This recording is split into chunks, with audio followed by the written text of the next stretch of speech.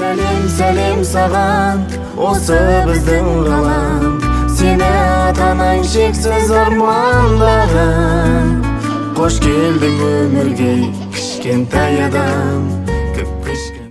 Сәлем, менің әкем Жалгас пен анашым Жадыра, әпкем Жанель мен ағаларым Тілек, Нұрали. Мен әкем мен анамның махаббаттарынан жаралған кішкентай бақытпын.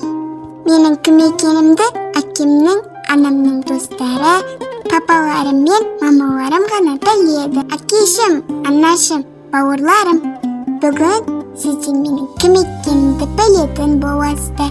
Анамның құшағында жатып, әкемнің анама, бауырларыма және маған өте қамқор екенін білдім.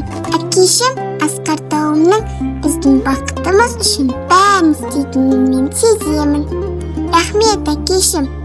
Әке, маған көп тәтті мен ойыншық жинап қойыңызшы.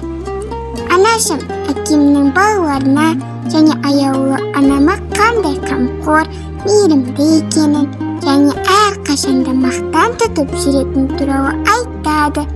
Сол үшін де әкем мені дүниедегі ең бақытты адам етеріне сенемін.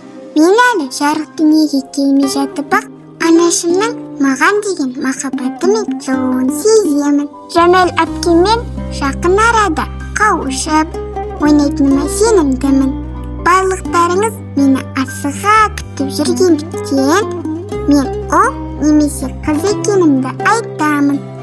Расымен білгілеріңіз келеді ме?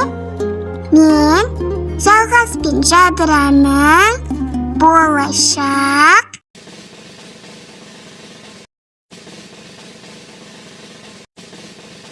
қызымын. Қызым менің аманатым, екі ғашықтан жаралған махаббатым. Әкем бар сенде тірі болатын, мәңгі аманатым. Қызым менің аманатым, екі ғашықтан жаралған махаббатым. Әкем бар сенде